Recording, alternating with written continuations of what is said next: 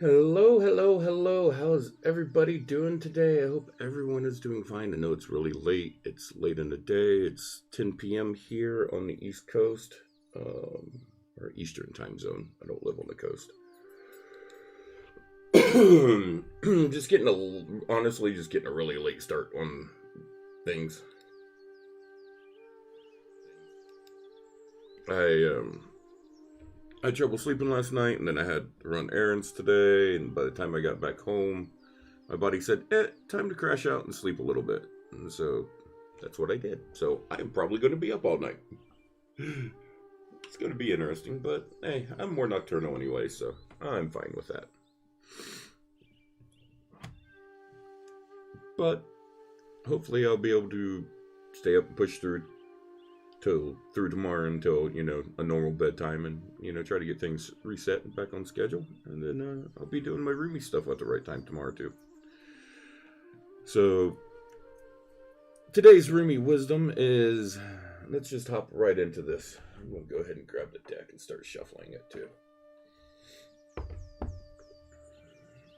Today's Rumi wisdom is, why do you stay in prison when the door is wide open? Rumi. Why do you stay in prison when the door is wide open?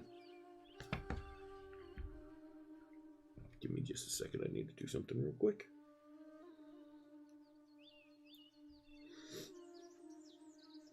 I'm still here. Just, taking pictures of cards again.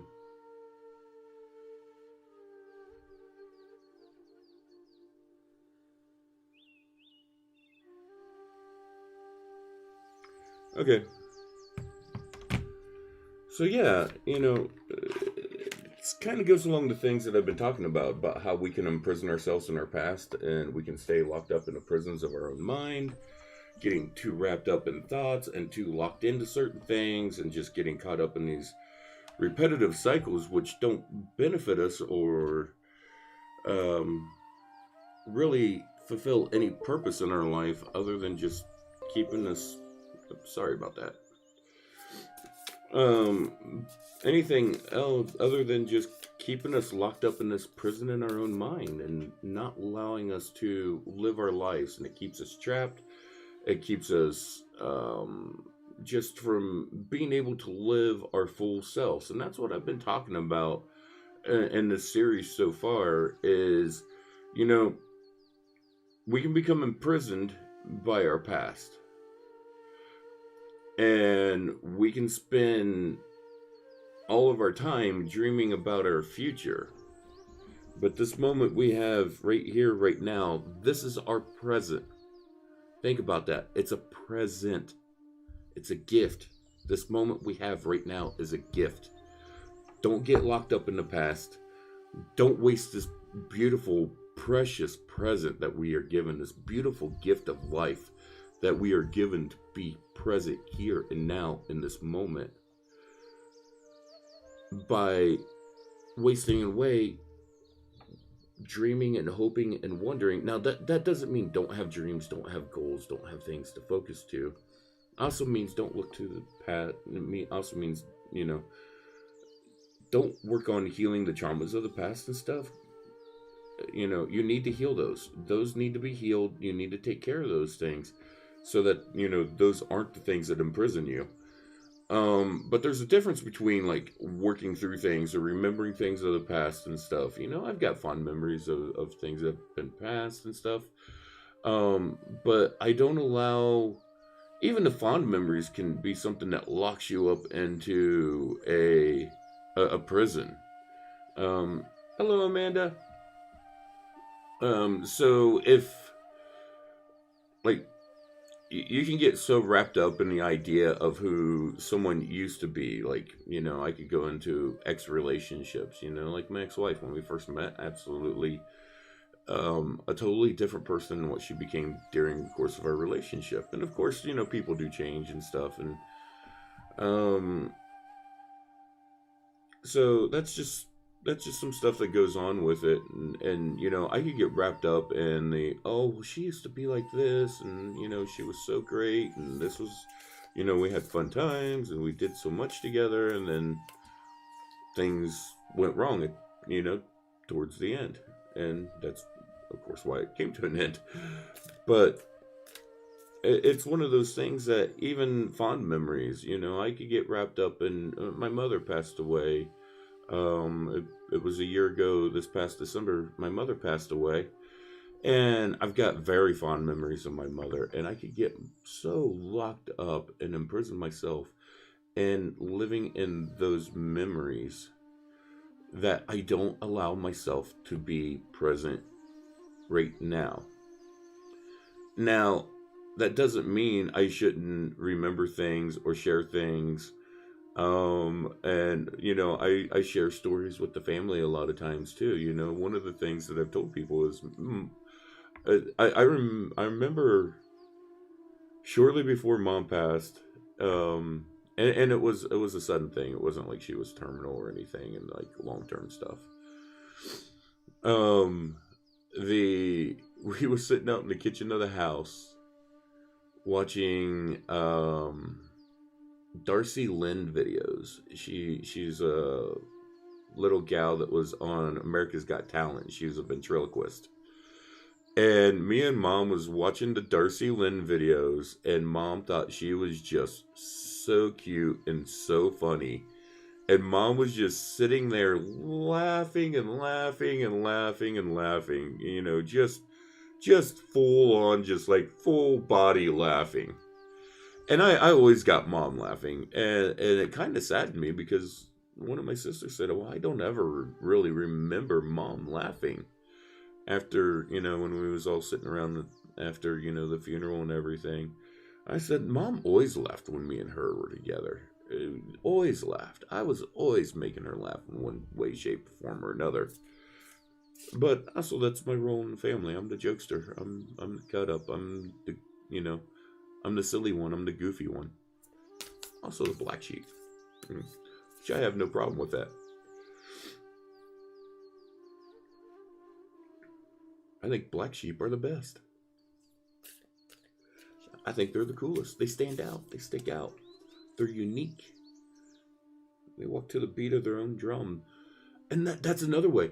They don't, people like that don't imprison themselves to the beliefs of what someone else's belief structure of how they should be. They are free. They live their life. They do them. They don't try to conform to what someone else wants them to be. They don't try to be something that they're not. Oh man, I just got our card for today, and it is gorgeous, people. Look at this. I don't know if you guys can truly get the beauty of that. As soon as I can get this office set up a little different and get some funds in to fix some things in here, there's nothing that really needs fixed other than this crazy lighting. And get some things rearranged in here. And some different equipment that I'm wanting to get. Mainly a really, really big desk. I'm going to do a setup. I've got a secondary camera that I'll have set up, and so it will be able to focus better in on these cards and better lighting, hopefully, and it'll look a lot better than me just, randomly holding them up, trying to get focus and stuff. And I just realized I need to clip my nails too. But this is Enter the Garden of Delights. So let's go ahead and, one of my favorite parts of this is getting to the poems that comes with each of these and reading them. It was funny though, because today while I was running all my errands and stuff, and that's why I'm so late doing things, is I ran errands, I wasn't sleeping last night. By the time I got done doing my errands, I was just exhausted, and I passed out for a few hours, got some rest. I'm feeling much better. But I was going through, and I'm like, oh, that's an awesome Rumi wisdom for today. And I was going through, and I was looking at some other stuff, and that one about, why do you stay in prison if the door's open? Is it just because that's become your comfort zone? You're afraid to step outside and see what the world has to offer?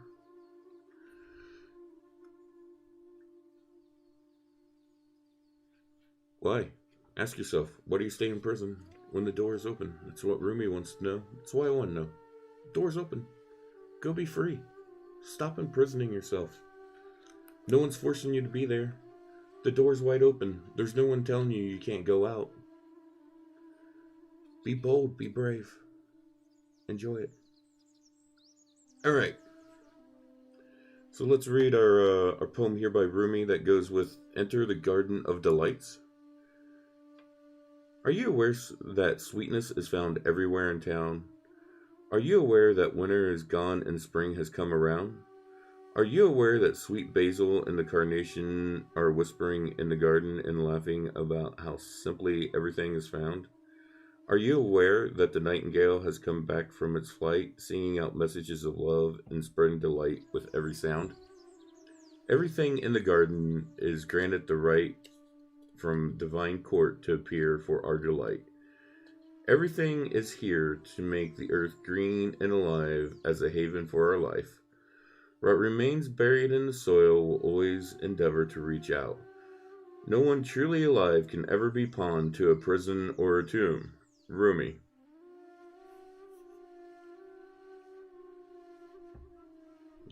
The last line, no one truly alive can ever be pawned to a prison or a tomb. We just done the whole thing about a prison. I didn't know this was going to be the card that we was going to use. I didn't know. It was randomly pulled. It was just a random pull. I was shuffling. This card came out. This was the card to pull. That poem aligns right with what we was talking about. And that has happened so often with this. Synchronicities, people. Pay attention. When they start showing up, that means it's time to pay attention. There is a sweet spot when entering the Garden of Delights, a moment where the senses have gorged themselves upon beauty and become heavy with their fullness, slowing the mind so that it can perceive the divine beloved dancing behind the veils of nature.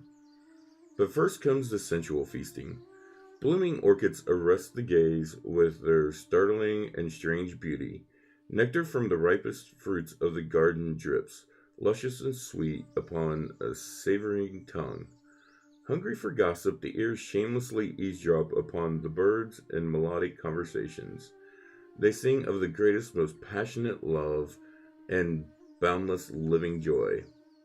The ears are open wide, take it all in.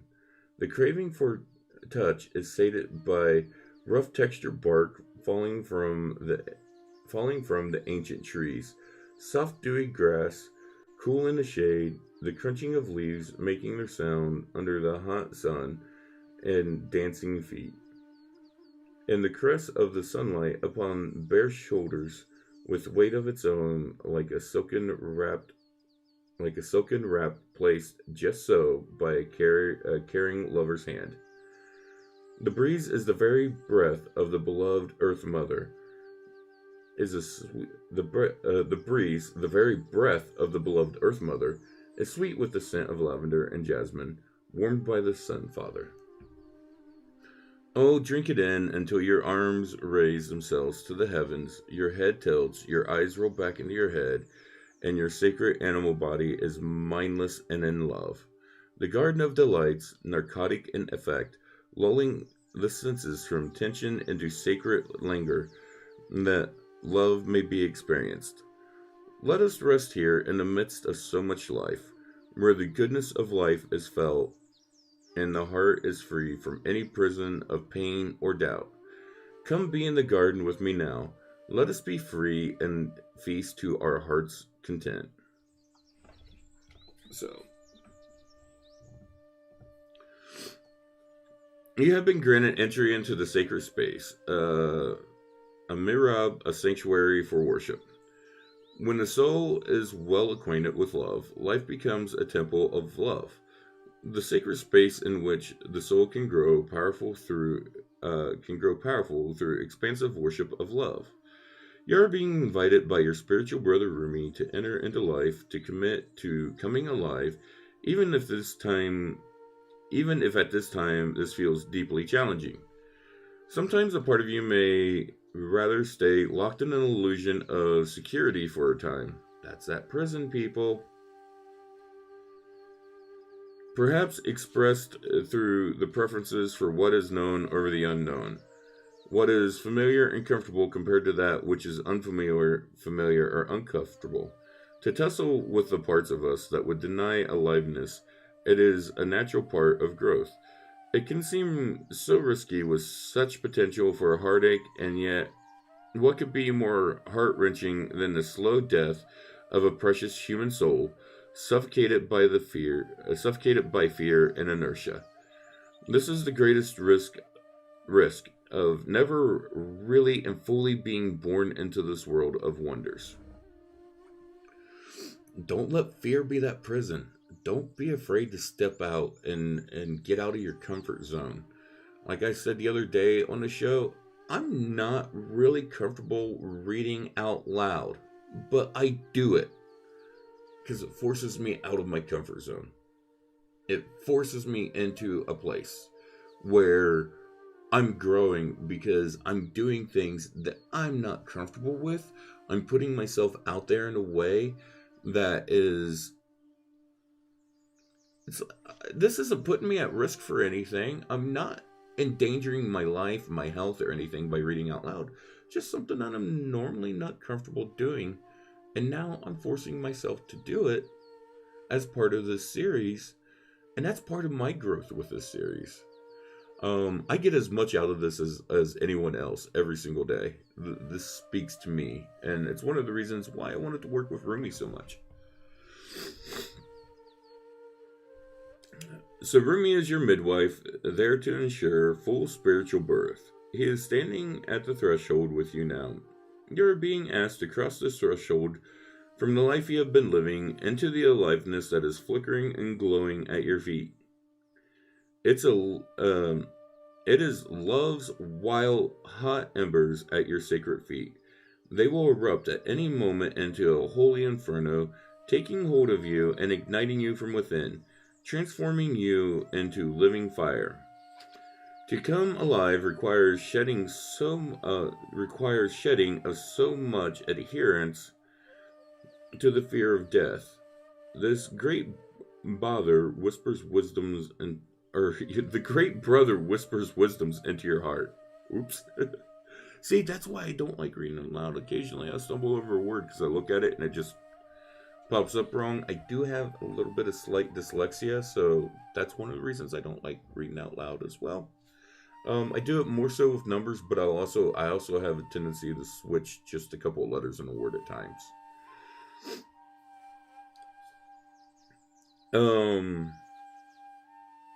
I really do it bad with numbers, though. You have heard it, felt it. Felt it already. The fear of death is so much more terrible than death itself. Nothing is dying in you but fear, so the heart can live more freely. Death and life are twin angels, dancing together in a communion with the sacred. They are not opposed. They bring the soul aliveness and make the gardens of delights possible. They bring the seasons of the soul that foster growth and take the appearance of dying away, which is actually part of the cycle of life again and again and again. And if you have been through much death, dear one, around you, within you, you have known this dark angel. This is why you are so full of life. Your attempts to stay as you have been, to render something in your life immobile or impervious to change, have failed. Let us celebrate. There is no delight in frozen moments long since past. Why try to feast upon such food? It will not nourish you anywhere near as deeply and as fully as fresh from the oven morsels of life. Come, let us taste all that is on offer. We'll drink headily and sate our deepest thirst. Let us enjoy the riches of the meal in gratitude for its preparation and awe at the skill involved in such masterful creation. Do not let the memory of death starve you of your participation in life. Do you hold on still to that which is past?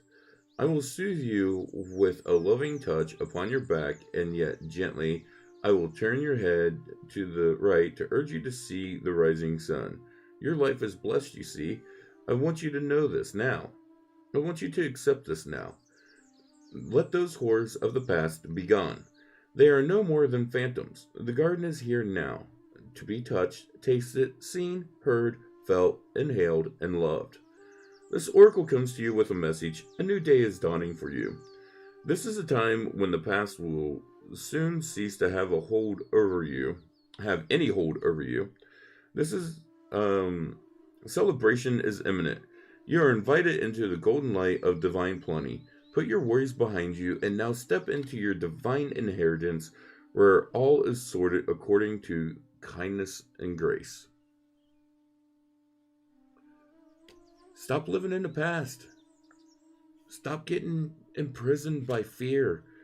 Stop getting imprisoned by the future of fear of death, things like that. It's part of the cycle. Death is part of this great cycle of life. We can't enjoy the beauty and the richness of life without the beauty that is also death. There's beauty in death. And I know a lot of you are probably looking at me really, really crazy right now and really, really weird. And you're like, what in the hell are you saying, Josh? Death is a horrible thing. But no, death is a beautiful thing. And when you look at it from a truly spiritual perspective, I would say, and you step back and you look at it, death is just the opening, the beginning of a new chapter of life, of a new part of the story, of a new part of the book. So don't be afraid to step forward into it.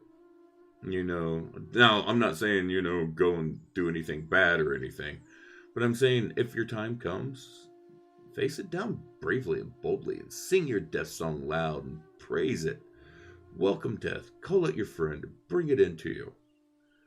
And don't fear it. Step forward into it. But before that moment comes, live your life. It's one of those things. I've heard the saying, dying's the easy part, living's what's really hard. So make sure you're living. Not just existing, not just, walking through day to day like a zombie and being like, oh, I woke up this morning, I got my coffee or my tea, I went to work, I came home, fixed dinner for the kids, now I'm sitting on the couch watching some sitcoms or something. Now, that's nothing wrong, but, and that's day to day, and there's nothing wrong with that. Don't get me wrong. Occasionally I enjoy a funny TV show, even though I don't have a TV in my house, but, got streaming services and stuff. Occasionally I enjoy a funny show. I like a good laugh. I love laughing. It's one thing you'll find out about me. I love to laugh. I'll laugh at myself before anyone else will. I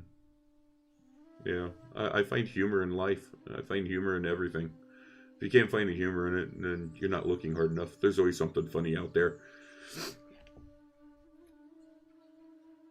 But stop getting so wrapped up in the past or what may happen in the future. Just start living in the moment. Like I said, it is a present. It's what we call it. We call it the present. The present. It is the gift. The present. I want you all to think of it like that from here on out. Don't think of it as, oh, well, the present is just the here and now. It's just this moment. It's just, right now. No, it is a gift. It is a very precious, sacred gift. This moment of life that you have, this moment will never be available to you again. Once it has passed, it is gone. It is like the waters in the river. Once they flow past you, you can never touch those exact waters again. And once this moment in time has flowed past you, you can never touch that exact moment again. Now, you can have memories of it. You can have memories of those waters rushing past you. But if you're not present in that moment, if you're not there, if you're not aware, if you're, sitting there, focused in on your phone all the time, and you're not paying attention to anything. You're just, sitting there, typing away on your phone, staring at your phone, which I see so many people do. And if any of my family's watching, y'all getting called out, and I'm guilty of it too. the last couple family get-togethers. Sitting on my phone, not paying attention to what's going on. Everybody's sitting on their phone, texting, Facebook, whatever. And no one's really talking with each other. We weren't present in the moment. And usually I'm the exact opposite, but the last few get-togethers I wasn't. I wasn't really there. I was physically there, but I wasn't really there, so I wasn't really present in those moments, And that's on me. That's not on anyone else. That's on me. But one of the things I do want to challenge you guys to do, and we're going to do the sacred healing ritual here in just a minute with this card.